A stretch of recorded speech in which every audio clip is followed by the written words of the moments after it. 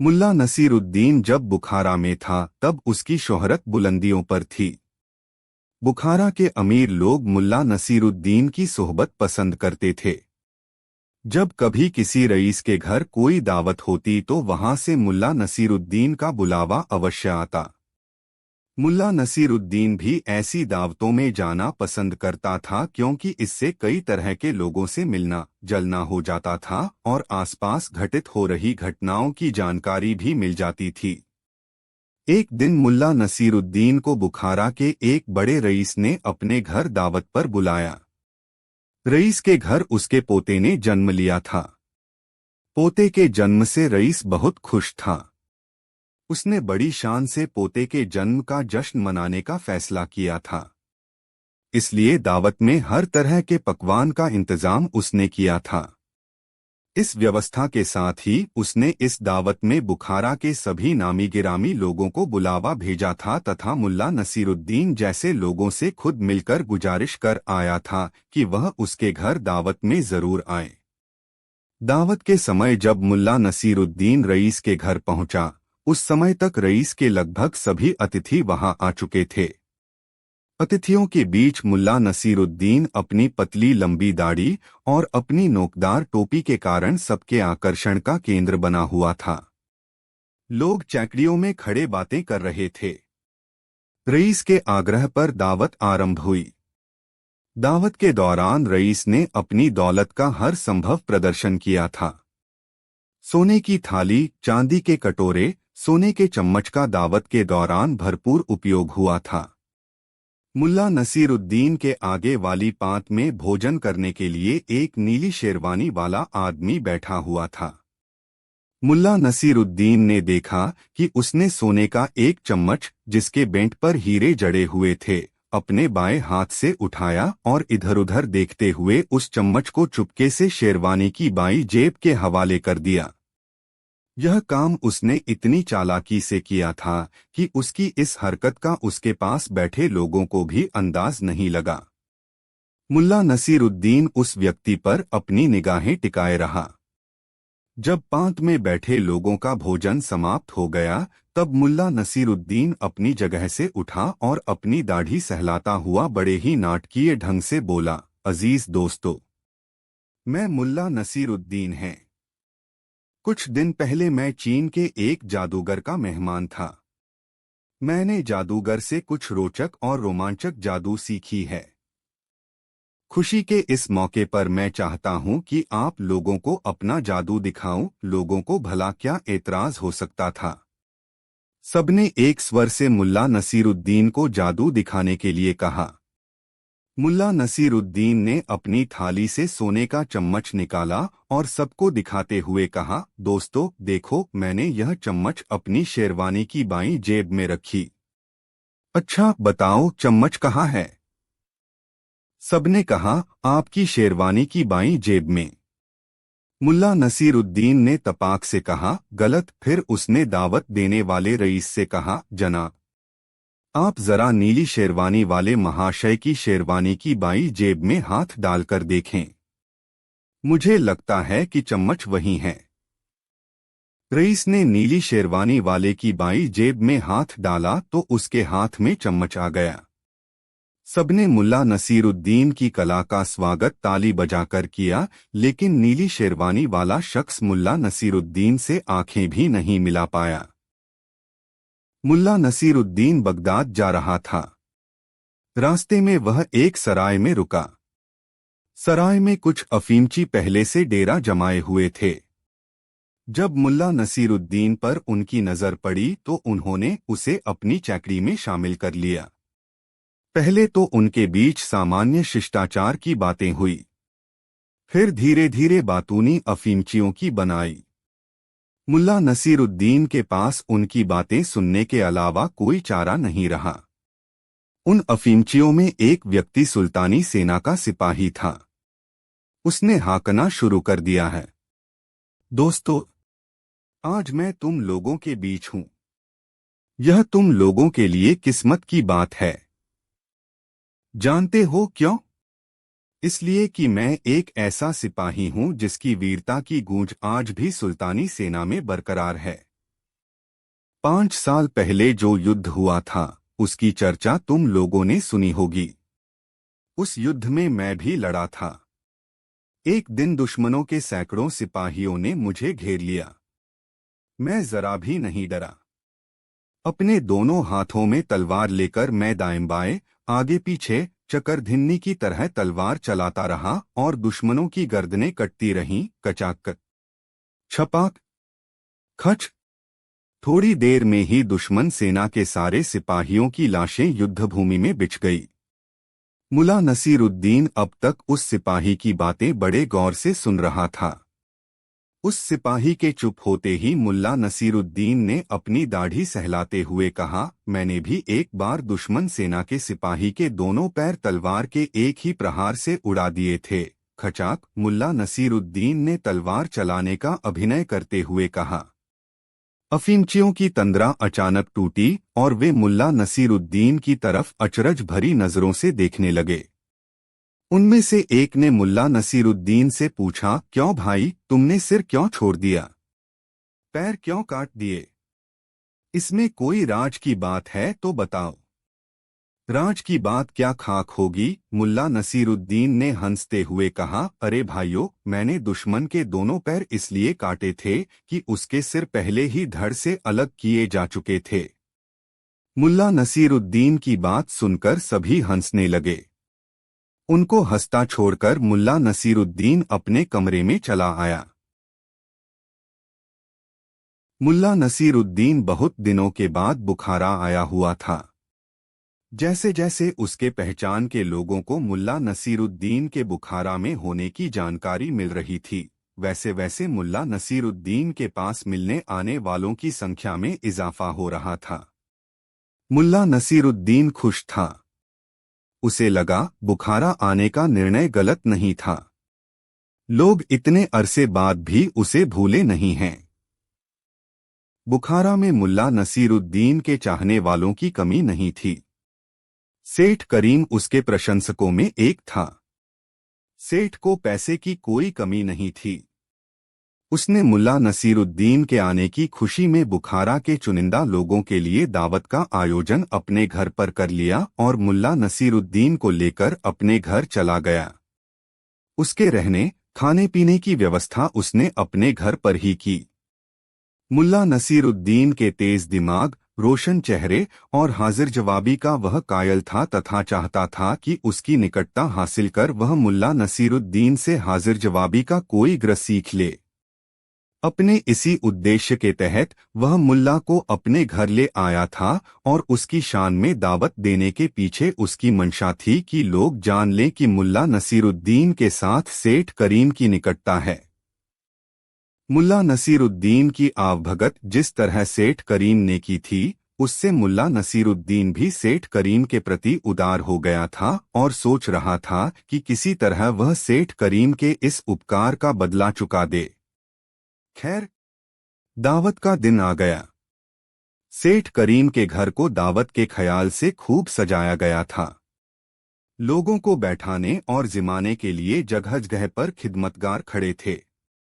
इतनी चाकचौबंद व्यवस्था थी कि कोई चूक निकालना मुश्किल था। अतिथि आने लगे थे। भोजन परोसे जाने में अभी देरी थी। मुल्ला नसीरुद्दीन को एक ऊंचे तख्त पर बैठाया गया था ताकि दावत में आने वाला हर शख्स उसे देख सके कि यही वह शख्स है जिसकी शान में सेठ करीम ने इतनी बड़ी दावत दी है। मुल्ला नसीरुद्दीन उस तख्त पर बैठकर आने वाले अतिथि को देख सकता था। उसने दरवाजे से एक गोलमटोल से आदमी को प्रवेश करते देखा। देखने में काफी संपन्न दिख रहे इस व्यक्ति ने कीमती और सजीला लिबास पहन रखा था। उसकी चाल में विशेष किस्म की अकड़ थी तथा उसकी मूंछ बड़ी रोबीली थी। सेठ करीम ने जब उस शख्स को देखा तो खुद उठकर उसकी अगवानी की और उसे एक गद्देदार तख्त पर बैठाया जिस पर पहले से ही गावत किए रखे हुए थे। मुल्ला ने उस व्यक्ति को देखकर अनुमान लगाया कि जरूर यह सेठ करीम का कोई रिश्तेदार होगा, अन्यथा यह खुद आगे बढ़कर उसकी अगवानी नहीं करता। थोड़ी ही देर के बाद सेठ करीम उस व्यक्ति को साथ लेकर मुल्ला नसीरुद्दीन के पास आया तथा उससे मुल्ला का परिचय कराते हुए कहा, ये हमारे बड़े बहनोई हैं रहमत अली। बड़े ही रसूख वाले इंसान हैं। पूरे बुखारा में इनके जैसी साख वाला कोई व्यापारी नहीं है। जुबान पर लाख करोड़ का हिसाब रहता है और इशारों पर करोड़ों की लेन देन हो जाती है। औपचारिकतावश मुल्ला नसीरुद्दीन अपने तख्त से उठा और रहमत अली का अभिवादन किया। भोजन से पहले जलपान परोसा जाने लगा। मुल्ला नसीरुद्दीन ने गौर किया कि भुने हुए काजू, पिस्ता और अखरोट से लोग मुट्ठियां भरने में लग गए हैं। मुल्ला के पास भी एक तश्तरी में भुने हुए मेवे आ गए और मुल्ला एक एक दाना उछालकर अपने मुंह में डालने लगा तथा आसपास के बदले हुए माहौल को देखने महसूसने में मग्न हो गया। लोग सूखे मेवों पर टूट से पड़े थे। तभी मुल्ला की नजर दूर बैठे रहमत अली पर पड़ी। रहमत अली मेवा खा भी रहा था और अपनी शेरवानी के आगे वाली जेबों में लोगों की नजर बचाकर मुट्ठी भर भर कर मेवा ड्रेस भी रहा था। वह जहां बैठा था वह जगह ऐसी थी जहां पर आम अतिथियों की नजर नहीं पड़ सकती थी। बहुत देर तक मुल्ला नसीरुद्दीन बैठकर रहमत अली की कारगुजारी देखता रहा। जब जलपान समाप्त हो गया तब रहमत अली हाथ धोने के लिए अपने स्थान से उठा और दूसरी तरफ से मुल्ला नसीरुद्दीन भी उसके पास आ गया।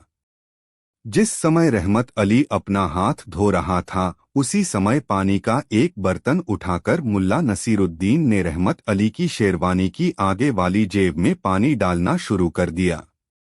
रहमत अली कुछ समझता कि मुल्ला नसीरुद्दीन ने एक जेब छोड़कर दूसरी जेब में भी पानी डालना शुरू कर दिया।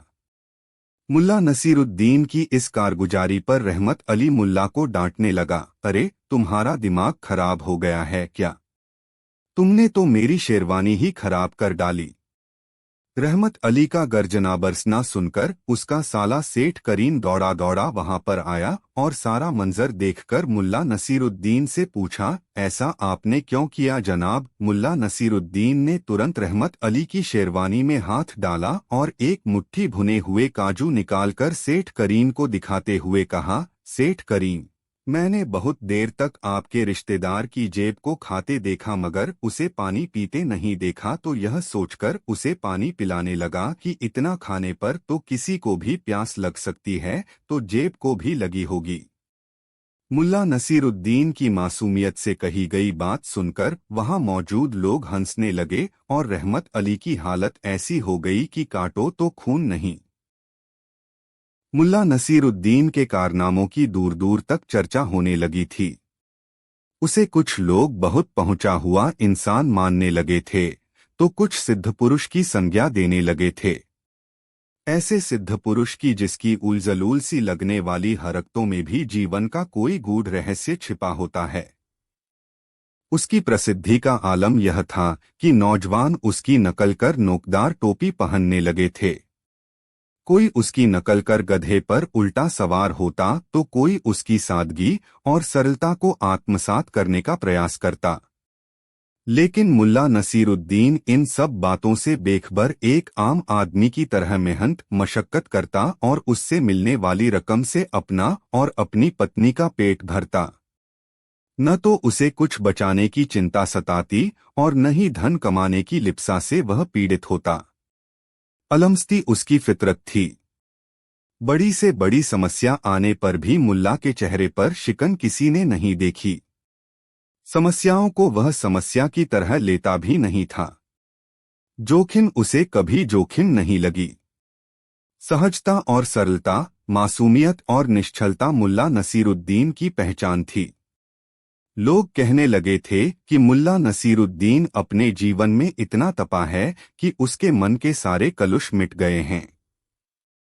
एक दिन मुल्ला नसीरुद्दीन की विद्वत्ता और बुद्धिमत्ता की चर्चा सुनकर एक धनवान व्यक्ति उससे मिलने आया। दुआ सलाम के बाद उस धनवान व्यक्ति ने मुल्ला नसीरुद्दीन से कहा, मेरा नाम आलम है। खुदा ने मुझे इतनी दौलत दी है कि मैं चाहूँ तो सोने की सिल्लियों से अपने रहने के लिए मकान बना सकता है। मगर इतना धन होने के बाद भी मुझे चैन नहीं है। हमेशा मेरा मन अशांत रहता है। मैंने आपके बारे में बहुत कुछ सुना है। लोग आपको सिद्ध पुरुष मानते हैं, इसीलिए मैं आपके पास दामन फैला आया हूं। आप चाहें तो मुझे संकट से उबार सकते हैं। मुझे बताएं कि मेरी समस्या का समाधान कैसे होगा। मुल्ला नसीरुद्दीन, जो अब तक उस धनाढ़ व्यक्ति की बात सुन रहा था, थोड़ा संकुचित हुआ और झेंपते हुए बोला, जनाब, आपको जरूर कोई गलतफहमी हुई है। मैं कोई ज्ञानी ध्यानी नहीं है। मैं एक साधारण आदमी हूँ। मेहनत मजदूरी कर अपना परवरिश करता हूँ। नहीं नहीं, ऐसा नहीं कहें। मैंने सैकड़ों लोगों से आपकी तारीफ सुनी है। आप मेरी समस्या का समाधान सुझा सकते हैं, इसीलिए मैं आपके पास आया हूँ। आप मुझे निराश नहीं करें। धनाढ़ व्यक्ति ने अपनी गुजारिश से मुल्ला नसीरुद्दीन को निरुत्तर सा कर दिया। अजीब उलझन में पड़ गया मुल्ला नसीरुद्दीन। वह नहीं चाहता था कि लोग उसे ज्ञानी ध्यानी मानकर विशेष सम्मान देने लगें। वह तो सहजता में जीवन जीने का हिमायती था। यह बात जरूर थी कि जीवन की उलझनों ने उसे इतना तजुर्बा दे दिया था कि अब कोई समस्या उसे समस्या नहीं लगती थी। उसका विश्वास था कि कोई भी समस्या ऐसी नहीं होती जिसका समाधान नहीं हो। धनाढ़ व्यक्ति के बार बार गिड़गिड़ाने पर मुल्ला नसीरुद्दीन ने कहा, कितनी विचित्र बात है कि आप जिस समस्या का समाधान चाहते हैं, वह समस्या आपने मुझे अब तक बताई ही नहीं। धनवान व्यक्ति, जिसका नाम आलम था, मुल्ला के इस कथन से थोड़ा लज्जित हुआ और विनम्रता से बोला, मुल्ला साहब, मैंने आपको बताया है कि मेरे पास बहुत दौलत है, फिर भी मुझे चैन नहीं मिलता। आप मुझे बताएं कि मुझे चैन कहाँ मिलेगा। मुझे आत्मिक सुख और शांति कैसे नसीब होगी। मुल्ला नसीरुद्दीन ने मुस्कुराते हुए आलम की तरफ देखा और कहा, ठीक है जनाब, मैं आपको जवाब दूंगा, मगर आज नहीं, उचित अवसर आने पर। आप अपना पता बता दें और उचित समय का इंतजार करें। आलम ने समझ लिया कि मुल्ला नसीरुद्दीन से अब इस प्रसंग में कुछ भी कहना उचित नहीं है, इसलिए वह उसे अपना पता बताकर वहां से लौट गया। मुल्ला नसीरुद्दीन भी अपनी सामान्य दिनचर्या में लग गया। इसी तरह कुछ दिन बीत गए। आलम को लगने लगा कि मुल्ला नसीरुद्दीन उसकी बात का जवाब देना नहीं चाहता। चूंकि बेचैनी उसका स्वभाव था, इसलिए वह प्रायः ऐसे भी सोचता, न जाने मुझसे कौन सी खता हो गई है कि मुल्ला नसीरुद्दीन की कृपा दृष्टि मुझे नहीं मिल पाई। एक दिन शाम को आलम अपने घर के सामने की सड़क से गुजर रहा था। उसने देखा मुल्ला नसीरुद्दीन एक पेड़ के नीचे कुछ तलाश कर रहा है। आधा बदन झुकाए मुल्ला नसीरुद्दीन कभी बाएं, कभी दाएं, कभी आगे, कभी पीछे चहलकदमी करता हुआ बेचैन हो रहा था। मुल्ला नसीरुद्दीन को बेचैनी की स्थिति में कुछ तलाशते देख आलम खुद बेचैन हो उठा, यह जानने के लिए कि आखिर मुल्ला नसीरुद्दीन का क्या खो गया है, जिसकी तलाश वे इस कदर बेचैन होकर कर रहे हैं। आलम तुरंत मुल्ला नसीरुद्दीन के पास पहुंच गया और उसे सलाम करते हुए पूछा, जनाब, आपका कुछ खो गया मालूम पड़ता है। क्या खोया है, मुझे बताएं ताकि मैं भी उसकी तलाश में आपकी मदद करूं। मेरी चाबी खो गई है। जेब में थी, जेब से गिर गई। उसी को तलाश रहा हूं, मुल्ला नसीरुद्दीन ने कहा। कहाँ गिरी चाबी? उत्सुकतापूर्वक आलम ने मुल्ला नसीरुद्दीन से पूछा। चाबी तो मेरे कमरे में ही कहीं गिर गई थी। आज सवेरे जब मैं बाहर निकलने के लिए अपने कपड़े पहन रहा था, मुल्ला नसीरुद्दीन ने बड़ी मासूमियत से उत्तर दिया। अरे, कमाल है। चाबी गिरी आपके कमरे में और आप तलाश रहे हैं यहाँ? चैंक कर आलम ने मुल्ला नसीरुद्दीन से कहा। बहुत मासूमियत से मुल्ला नसीरुद्दीन ने कहा, हाँ, दरअसल बात ऐसी है कि मेरे कमरे में अंधेरा है, इसलिए चाबी वहां तलाशना मुश्किल है। इस समय यहाँ उजाला है, यही उजाला देखकर मैं यहाँ चाबी खोजने लगा, मुल्ला नसीरुद्दीन ने उत्तर दिया। आलम को मुल्ला नसीरुद्दीन का यह उत्तर अटपटा लगा। उसने बड़ी बेबाकी के साथ मुल्ला नसीरुद्दीन से कहा, जनाब, मैं तो आपको एक सिद्ध पुरुष मानता था, समझता था कि आप बड़े बुद्धिमान हैं, मगर आप अभी जो काम कर रहे हैं वैसा तो कोई मूर्ख भी नहीं करेगा। अदना से अदना आदमी भी यह समझता है कि कोई वस्तु जहां गिरी है वहीं से मिलेगी। ऐसा तो हो ही नहीं सकता कि चाबी गिरे कमरे में और चाबी मिले पेड़ के तने के पास मुख्य सड़क पर। आलम की बात सुनकर मुल्ला नसीरुद्दीन जोरों से हंसने लगा, बिल्कुल बावलों की तरह, और हंसते हंसते बोला, आलम, आप तो मेरी तरह ही हरकतें कर रहे हैं। सुख और शांति सद्भाव और निश्चितता में है, लेकिन आप उसकी खोज धन से करना चाहते हैं। धन से कभी सुख और शांति किसी को नसीब हुई है? मुल्ला नसीरुद्दीन की बात सुनकर आलम को अचानक याद आ गया कि एक दिन उसने मुल्ला नसीरुद्दीन से जानना चाहा था कि उसे सुख और शांति कैसे नसीब होगी, और मुल्ला ने जवाब दिया था, उचित अवसर आने पर बताऊंगा। आलम समझ गया कि चाबी की खोज महज एक बहाना था। उसे सही प्रयास की दिशा बताने के लिए ही मुल्ला नसीरुद्दीन ने चाबी खोजने का नाटक किया है। वह स्वतः मुल्ला नसीरुद्दीन के कदमों पर लौट गया और कहा, धन्य हुआ मैं, आपने मेरी उलझन दूर कर दी। मुल्ला नसीरुद्दीन बुखारा में मशहूर हो चुका था। उसकी कुशाग्र बुद्धि, ज्ञान और सहज व्यवहार की चर्चा वहां के विद्वज्जनों की महफिलों में होने लगी थी। बुखारा की जिस गली से मुल्ला नसीरुद्दीन गुजरता, उस गली में उसे जानने वाला कोई न कोई अवश्य मिल जाता।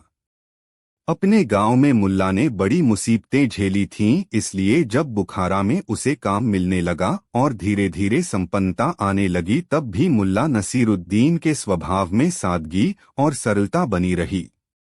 जब भी कोई उसे सलाम करता तो वह उसके प्रति कृतज्ञताबोध से भर उठता और विनम्रतापूर्वक अभिवादन स्वीकार करता। मुश्किल दिनों में मुल्ला नसीरुद्दीन को जो भी काम मिलता उसे कर लेता था। रोटी के लायक मेहनताना मिल जाने से ही वह संतुष्ट हो जाता था। बुखारा में जीवनयापन की यही अदा उसे मशहूर करती चली गई। चूंकि बुखारा अपने समय का प्रसिद्ध व्यापार केंद्र था और वहां दुनिया भर के व्यापारी आते रहते थे, इसलिए जानकार लोगों की वहां कद्र भी थी और उसके कार्यों की अच्छी कीमत भी। नसीरुद्दीन की मशहूरियत का एक कारण यह भी था कि वह अपना कार्य बड़ी कुशलता से कम समय में ही निपटा देता था। इसलिए लोग उससे अपना काम कराने के लिए उत्सुक रहते थे। मुल्ला नसीरुद्दीन ने जब कुछ पैसे बचा लिए तब उसकी बेगम ने उसे प्रेरित किया, एक घोड़ा खरीद लो। दिन भर पैदल चलते हो, थक जाते हो। घोड़े पर चलोगे तो तुम्हारी ऊर्जा बचेगी, जिससे तुम और अधिक काम कर सकोगे। दरअसल मुल्ला नसीरुद्दीन की बेगम धनदौलत शोहरत पाने की तमन्ना रखती थी। उसकी हसरत थी कि उसे लोग तवज्जो दें, कद्र करें, समाज में उसकी धाक हो, और इसके लिए वह अपनी हैसियत बढ़-चढ़ कर दिखाना चाहती थी। घोड़ा खरीदने की सलाह के पीछे उसकी यही मंशा काम कर रही थी। मुल्ला नसीरुद्दीन अपनी बेगम की चाहत जानता था, मगर उसका मानना था कि चाहतों की नहीं, जरूरतों की परवाह करना ही इंसान का फर्ज है। दूसरों से बड़ा दिखने की न तो उसमें कोई चाह थी और न ही कोशिश। घोड़ा खरीदने के मसले पर मुल्ला की अपनी बेगम के साथ कई दिनों तक चकचक होती रही। अंततः एक दिन मुल्ला नसीरुद्दीन अपने लिए एक गधा खरीद लाया। बेगम का गुस्सा गधा देखकर 7वें आसमान पर पहुंच गया। मुल्ला नसीरुद्दीन ने अपनी बेगम को लाख समझाया कि उसका काम गधे से चल सकता है, इसलिए उसने घोड़ा खरीदना जरूरी नहीं समझा। मगर बेगम भुनभुनाती रही। जब मुल्ला ने बेगम से शांत हो जाने के लिए कहा तो गुस्से से बिफरती हुई उसकी बेगम ने कहा, तुम मुझे क्या समझ रहे हो? तुम निरे अहमक हो, पूरे गधे हो, तुम्हें कोई बात समझ में नहीं आती। मुल्ला नसीरुद्दीन मानो ऐसे ही अफसर की ताक में था। बेगम की बात का दामन थामते हुए बीच में ही उसने कहना शुरू किया, तुम्हारी तरह औरों को भी यह भ्रम हो गया था कि मैं गधा हूँ। लोगों का यह भ्रम दूर करना मेरे लिए जरूरी हो गया था बेगम, और इस कारण ही मैं गधा खरीद कर ले आया ताकि लोग देख सकें कि गधा मैं नहीं, वह है जिस पर मैं बैठा हूँ। जरा तुम ही सोचो बेगम, गधा पर कभी कोई दूसरा गधा सवारी कर सकता है? और यदि करेगा तो कैसा लगेगा? मुल्ला नसीरुद्दीन ने यह सवाल अपनी चिरपरिचित मासूमियत के साथ किया था, जिसे सुनकर उसकी पत्री को हंसी आ गई और हंसते हुए उसने मुल्ला नसीरुद्दीन से कहा, मैं क्या चाहती हूँ तुम समझते नहीं।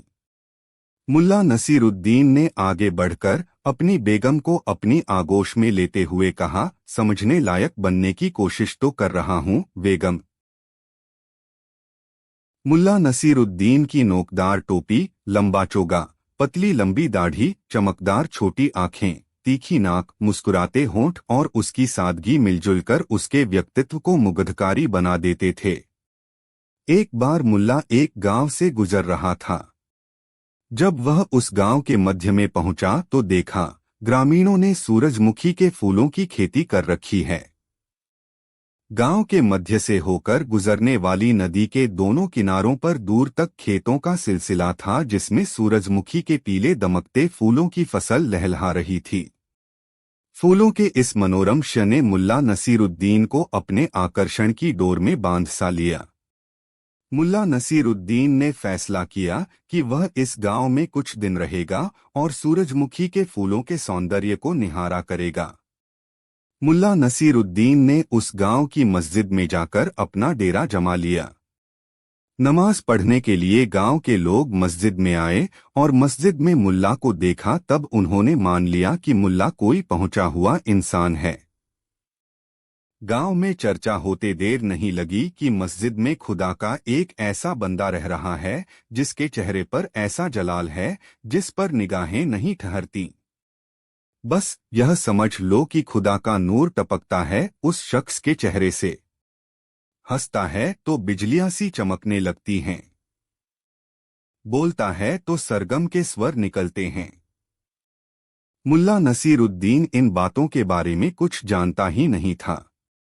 रोज सुबह वह मस्जिद से निकल जाता और गांव के ऐसे हिस्से की ओर चला जाता जिधर भीड़भाड़ न हो।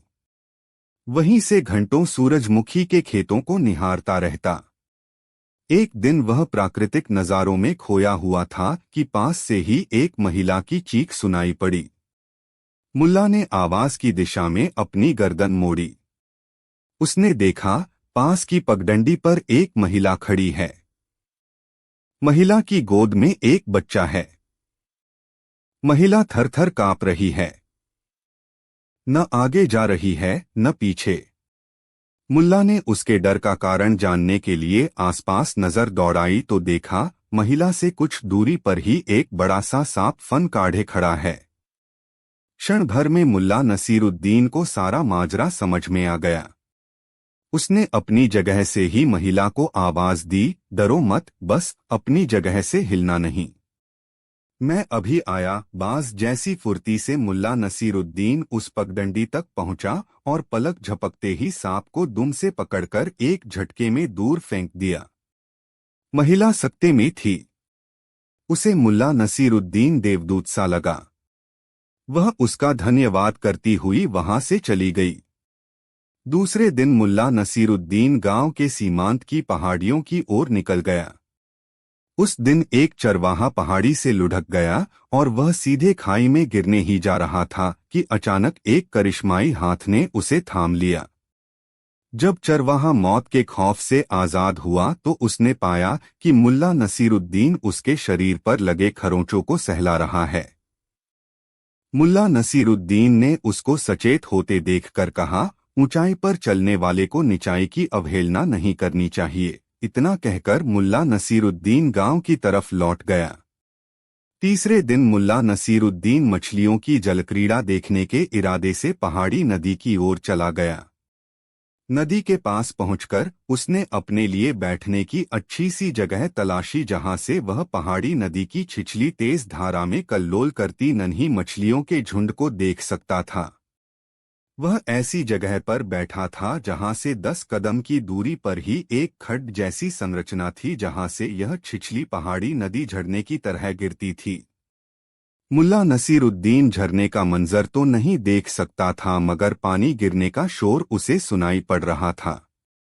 नदी की पथरीली सतह के ऊपर बहता पारदर्शी पानी और उसमें धारा के उल्टी दिशा की ओर तैरने की जद्दोजहद करता मछलियों का झुंड उसके आकर्षण का केंद्र था। उसे लग रहा था कि मनुष्य का समाज भी वक्त के तेज सैलाब में इसी तरह अपनी मंजिल की चाह में धारा के विरुद्ध चलने की जद्दोजहद करता रहता है। किसी किसी को मंजिल मिल पाती है और बाकी वक्त के बहाव के आगे पस्त होकर नियति का शिकार बन जाते हैं। जैसे इस नदी की नियति है झरना बनकर गिर जाना। मछलियां भी जब धारा के विरुद्ध तैरने के प्रयास से थक जाएंगी तो इनकी भी नियति वही होगी जो नदी की है। नदी की धारा और मछलियों की जलक्रीड़ा में जीवन का फलसफा देखने में वह इतना मग्न था कि वह यह नहीं देख पाया कि उससे थोड़ी ही दूरी पर एक महिला नदी पार करते समय गिर पड़ी और नदी की तेज धारा में अपने को संभाल नहीं पाई, बहने लगी। महिला बहुत तेज स्वर में चीखी, बचाओ। महिला की चीख सुनकर मुल्ला नसीरुद्दीन की तंद्रा टूटी। उसने देखा कि एक महिला नदी के पानी में बही जा रही है। नदी का पानी इतना छिछला था कि उसमें किसी के डूबने की आशंका नहीं थी। मुल्ला नसीरुद्दीन सतर्कता से पानी में उतरा और 3-4 कदम चलकर महिला की सीध में खड़ा हो गया। महिला दूसरी बार चीखी, बचाओ, और मुल्ला नसीरुद्दीन ने झुककर महिला का हाथ पकड़ लिया।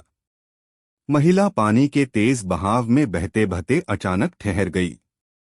उसने देखा मुल्ला नसीरुद्दीन उसे थामे खड़ा है। मुल्ला के सहारे महिला खड़ी हुई और मुल्ला नसीरुद्दीन को धन्यवाद कहते हुए अपने गंतव्य की तरफ बढ़ गई।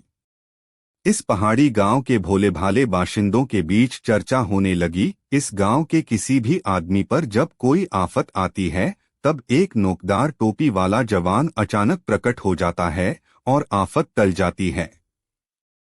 3 दिन 3 घटनाएं। तीनों घटनाओं में किसी की जान बचाने के लिए एक नोकदार टोपी वाला शख्स लोगों के सामने प्रकट होता है और संकट की घड़ी टल जाती है। गांव में जिधर देखिए उधर नोकदार टोपी वाले की चर्चा। तीसरे दिन मुल्ला नसीरुद्दीन ने पानी में बहती हुई जिस स्त्री को बचाया था वह उस गांव के मुखिया की पत्नी थी। उसने तो मुखिया से यह जाकर कहा कि वह पानी में बहते हुए झरने में गिरने ही वाली थी कि नोकदार टोपी वाले ने अपना हाथ इतना लंबा कर लिया कि मुझको पकड़ सके और ऐन वक्त पर उसने मुझे पकड़ लिया, नहीं तो मेरी हड्डी पसली एक हो चुकी होती। दूसरे दिन मुल्ला नसीरुद्दीन ने पहाड़ी पर फिसले जिस चरवाहे को बचाया उसने चर्चा फैला दी कि पहाड़ी की चोटी पर खड़े एक नोकदार टोपी वाले ने वहीं खड़े खड़े हाथ बढ़ाकर बीच पहाड़ी से फिसलने पर मुझे लपक लिया। पहले दिन मुल्ला ने जिस महिला के आगे से एक सांप को हाथ से पकड़कर दूर फेंक दिया था उस सांप के बारे में उस गांव में ऐसी मान्यता थी कि वह सांप इतना विषैला है कि यदि किसी को छू भी ले तो उसका विष चढ़ जाता है। हंसने की बात तो दूर। उस महिला ने जगह जगह यह चर्चा फैला दी कि नोकदार टोपी वाले पर जहर का भी असर नहीं होता और इस तरह अनचाहे अनजाने मुल्ला नसीरुद्दीन उर्फ नोकदार टोपी वाला उस गांव में एक सिद्ध पुरुष मान लिया गया। मुखिया को जब पता चला कि उसकी पत्नी के प्राणों की रक्षा करने वाला शख्स उसी के गांव की मस्जिद में रहता है तब उसने गांव वालों से पूछा, क्यों भाइयों, आप लोगों को पता है कि अपने गांव में एक सिद्ध महात्मा पधारे हुए हैं। उन्होंने गांव के कई लोगों की, जिनमें महिलाएं और बच्चे भी शामिल हैं, जान बचाई है। उन्हें काल के मुंह से बाहर निकाल लिया है। हाँ, शायद आप नोकदार टोपी वाले जनाब की बात कर रहे हैं। हाँ, वही। जब ऐसा सिद्ध और उपकारी पुरुष हमारे गांव में मौजूद है, तब उसके प्रति हम लोगों का भी तो कुछ कर्तव्य बनता है। चलिए हम सब मिलकर उन्हें कुछ चढ़ावा चढ़ाएं। गांव वालों ने हामी भरी। गांव भर में चंदा एकत्रा कर मुखिया गांव के कुछ चुनिंदा लोगों के साथ शाम ढलने के बाद मस्जिद पहुंचा। मुल्ला नसीरुद्दीन उस वक्त सोने की तैयारी में था। गांव वालों को आया देख मुल्ला नसीरुद्दीन उठकर बैठ गया। उसकी समझ में नहीं आया कि आखिर माजरा क्या है। ये लोग जमात बनाकर मस्जिद में मेरे पास क्यों आए हैं? क्या ये लोग मुझे मस्जिद से निकाल बाहर करना चाहते हैं? मगर मुल्ला के सामने जब मुखिया ने चढ़ावे की थैली रखी और कहा, है सिद्ध पुरुष, हम ग्रामीणों की तरफ से यह छोटी सी भेंट स्वीकार कीजिए, तब मुल्ला के मन का भय दूर हुआ। उसने समझ लिया कि गांव के भोले भाले लोग उसे सिद्ध पुरुष समझ रहे हैं। मन से निश्चल मुल्ला नसीरुद्दीन ने तय किया कि वह इन लोगों के सामने अपनी हकीकत बयान करेगा ताकि उसे लोग आम इंसान ही समझें, सिद्ध पुरुष नहीं। इस निश्चय के बाद मुल्ला ने कहा, भाइयों, मुझे आप लोगों का मिलने आना बहुत अच्छा लगा। मेरा नाम मुल्ला नसीरुद्दीन है। मैं बुखारा से आया हूँ। आपका गांव मुझे बहुत अच्छा लगा। यहाँ सूरजमुखी की खेती होती है और मुझे सूरजमुखी के फूल बहुत अच्छे लगते हैं। यही कारण है कि मैं आपके गांव में ठहर गया है। आप सभी से गुजारिश है कि आप लोग मुझे सिद्ध महात्मा की श्रेणी में नहीं रखें। मैं आप लोगों जैसा ही इंसान हूँ जिसे भूख लगती है, प्यास लगती है और जो अपनी भूख मिटाने के लिए आपकी तरह की काम करता है। इसलिए मुझे चढ़ावा या भेंट देने की भी आवश्यकता नहीं है। मगर मुखिया एवं अन्य ग्रामीणों ने मुल्ला नसीरुद्दीन की एक नहीं सुनी और भेंट स्वीकार करवाकर ही माने। जब मुल्ला ने ग्रामीणों की भेंट स्वीकार कर ली, तब मुखिया ने मुल्ला नसीरुद्दीन से कहा, कल चैपाल मैदान में शाम को गांव के सारे लोग जमा रहेंगे। यहाँ आकर हम लोग आपको वहां ले जाएंगे। हमारी गुजारिश है कि आप वहां आकर हम ग्रामीणों को जीवन जीने के लिए मार्गदर्शन करें। मुल्ला नसीरुद्दीन के बहुत आनाकानी करने पर भी ग्रामीण अपनी जिद पर अड़े रहे। अंततः मुल्ला नसीरुद्दीन ने चैपाल में आने की अपनी स्वीकृति दे दी। ग्रामीण खुश होकर मस्जिद से लौटे। दूसरे दिन नियत समय पर मुखिया सहित कुछ वरिष्ठ ग्रामीण आए और अपने साथ मुल्ला नसीरुद्दीन को ले गए। चैपाल मैदान में मुल्ला नसीरुद्दीन के लिए एक मंच बनाया गया था जिस पर बैठकर मुल्ला उपदेश दे सके। ग्रामीणों में मुल्ला को सुनने का उत्साह था। उस उत्साह को देखकर मुल्ला नसीरुद्दीन ने सोचा, ऐसे भले और भोले ग्रामीणों के सामने सिद्ध पुरुष की तरह बोलना कतई उचित नहीं होगा। मुखिया की घोषणा के कारण उसे मंच पर जाना पड़ा और जब उसे बोलने के लिए आमंत्रित किया गया तब वह मंच पर खड़ा हो गया तथा ग्रामीणों से मुखातिब होते हुए उसने पूछा, भाइयों, आप लोग धर्म के बारे में कुछ जानते हैं? ग्रामीणों ने तत्काल उत्तर दिया, नहीं। मुल्ला नसीरुद्दीन ने निराशा से सिर हिलाते हुए कहा, फिर मैं क्या बोलूं जब आप लोग धर्म के बारे में कुछ जानते ही नहीं। और इतना कहकर मुल्ला नसीरुद्दीन मंच से उतर गया तथा लंबे डग भरता हुआ मस्जिद की ओर चल पड़ा। भोले भाले ग्रामीण उसे रोकने का साहस नहीं कर पाए। मुल्ला नसीरुद्दीन के जाने के बाद मुखिया ने गांव के बुजुर्गों के साथ मंत्रणा की कि किसी भी तरह कल फिर मुल्ला नसीरुद्दीन को उपदेश देने के लिए बुलाया जाए। इसके साथ ही यह भी तय हुआ कि जब मुल्ला नसीरुद्दीन पूछे कि आप लोग धर्म के बारे में कुछ जानते हैं, तो सब स्वीकार करें कि हाँ, हम धर्म के बारे में कुछ जानते हैं। और यह सच भी है कि हर आदमी अपने अपने धर्म के बारे में कुछ जानता अवश्य है। इस मंत्रणा के बाद लोग मुल्ला के पास गए, उसे चौपाल में आने के लिए राजी कर चैपाल मैदान वापस ले आए। दूसरे दिन पुनः उसी मंच पर मुल्ला नसीरुद्दीन उपस्थित हुआ और लोगों से पुनः वही सवाल किया, आप लोग धर्म के बारे में कुछ जानते हैं? लोगों का तयशुदा जुमला हवा में उछला, हाँ, हम धर्म के बारे में जानते हैं। मुल्ला नसीरुद्दीन ने ग्रामीणों पर एक गंभीर दृष्टि डाली और कहा, जब आप लोग धर्म के बारे में जानते ही हैं तब मैं क्या बोलूं? मेरे कुछ बोलने का फायदा भी क्या? इतना कहकर मुल्ला नसीरुद्दीन मंच से उतर गया और लंबे डग भरता हुआ मस्जिद की ओर लौट गया। ग्रामीणों में फिर मंत्रणा हुई। इस बार तय हुआ कि सब लोग चलकर मुल्ला को कल प्रवचन देने के लिए तैयार करें। कल जब मुल्ला अपना सवाल पूछें कि आप लोग धर्म के बारे में कुछ जानते हैं, तो आधे लोग बोले जानते हैं और आधे लोग बोले नहीं जानते हैं। लोग मस्जिद गए। कल मंच पर उपस्थित होने के लिए मुल्ला को मनाया और अपने घरों को लौट गए। तीसरे दिन मुल्ला नसीरुद्दीन जब मंच पर उपस्थित हुआ तब फिर उसने अपना पुराना सवाल पूछा, आप लोग धर्म के बारे में कुछ जानते हैं? जवाब में आधे ग्रामीणों ने कहा, हाँ जानते हैं, और आधे ग्रामीणों ने कहा, नहीं जानते हैं। मुल्ला नसीरुद्दीन ने एक मोहक हंसी के साथ लोगों से कहा, भाइयों, आप में जो लोग धर्म के बारे में जानते हैं वे उन लोगों को धार्मिक बातें सिखा दें जो धर्म के बारे में नहीं जानते हैं। मेरे कुछ भी बोलने की कोई जरूरत नहीं। और मुल्ला नसीरुद्दीन मंच से उतर गया। उस दिन ग्रामीणों ने कोई मंत्रणा नहीं की और उस दिन मुल्ला नसीरुद्दीन भी मस्जिद की तरफ नहीं लौटा। उस गांव के लोग अब भी मानते हैं कि मुल्ला नसीरुद्दीन कोई अलौकिक पुरुष था जो अपना काम करके अलोप हो गया।